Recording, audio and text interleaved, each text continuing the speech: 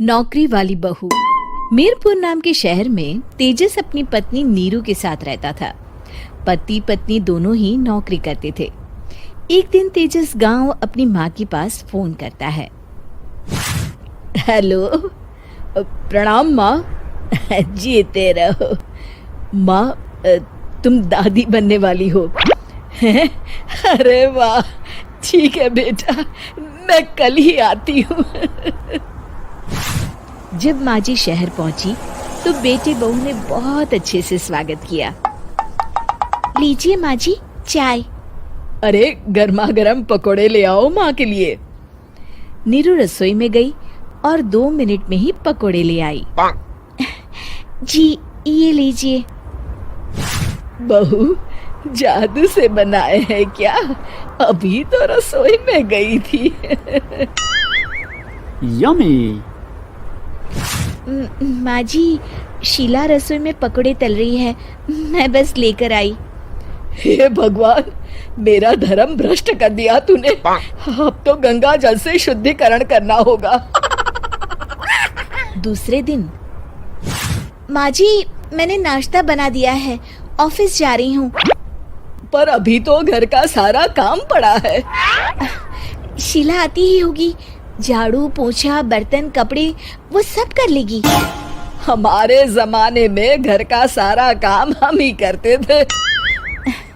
जी माँ जी, आप बहुत होशियार हैं, मैं घर ऑफिस दोनों नहीं संभाल पाती।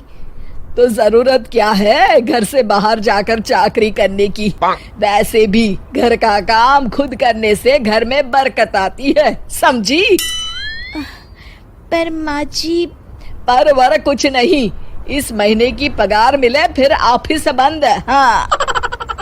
रात को नीरू तेजस से कहती है, सुनिए जी, माँ जी बोल रही थी कि मैं नौकरी छोड़ दूं। वैसे ठीक ही तो है, अभी तुम्हें आराम की जरूरत है। फिर भी आराम कहाँ, शीला को छुड़ाने के लिए बोल रही थी। तो अब 24 घंटे में इतना काम तो कर ही सकती हो। पर जॉब पसंद है मुझे, घर पर मन नहीं लगेगा। अगले दिन जब दोनों ऑफिस के लिए निकल रहे थे, मेरी तो कोई कीमत ही नहीं है इस घर में। माँ जी, आजकल महंगाई बहुत है, रहन सहन भी बदल गया है, दोनों नौकरी करते हैं तभी ठीक रहता है। अच्छा, तू कहना क्या चाहती है? मेरा बेटा तुझे बिठा के खिला नहीं सकता? तू ही इस घर का खर्च चला रही है, हैं? नहीं माँ जी, मेरा वो मतलब नहीं था। मतलब खूब समझती हूँ, ये बाल धूप में सफेद नहीं किए मैंने। हाँ। अब तो ये रोज का काम हो गया था। तेजस भी रोज की झिकझिक से परेशान हो गया था। एक दिन उसने कहा, नीरू, वैसे भी तुम्हें मैटरनिटी लीव मिलने वाली है, तो अभी से ही छुट्टी ले लो। पर क्या, मेरी सैलरी अच्छी खासी है। आखिर नीरू ने रिजाइन कर दिया। जब बच्चा हुआ तो घर में सब बहुत खुश हुए। कुछ दिनों बाद तेजस फाइल देख रहा था। क्या हुआ तेजस, कुछ परेशान लग रहे हो? अब हाँ, वो हमारी जितनी सेविंग्स थी वो तो हॉस्पिटल में और छठी के फंक्शन में खत्म हो गई है नीरू। और अभी वैसे मंदी चल रही है तो मैं बोल रही थी कल मुन्ना को हेपेटाइटिस का टीका लगवाना है। नीरू, क्या पोस्टपोन नहीं कर सकते? नहीं जी, बिल्कुल नहीं। अब तेजस को समझ में आ रहा था कि उससे गलती हुई है। पैसों की कमी का असर घर के माहौल पर भी पड़ रहा था। अगले दिन, बेटा मेरा चश्मा और ये दवाइयाँ ले आना, पर्चा देते हुए माँ जी ने कहा। जी। तेजस, मुन्ना के लिए दूध का डिब्बा और डायपर भी ले आना, और ये किराने के सामान की लिस्ट है, इसे भी लाना है।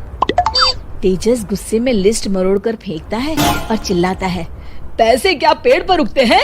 ये ले आना, वो ले आना। अरे पर ये जरूरत का सामान ही है। वो गुस्से में बिना कुछ कहे ऑफिस चला गया। अरे लंच तो ले जाइए। नीरू दौड़कर डिब्बा पकड़ाती है। एक दिन खाना खाने के बाद, नीरू, अब तो मुन्ना कुछ बड़ा हो गया, तो अब तुम वापस ज्वाइन कर लो ना जॉब।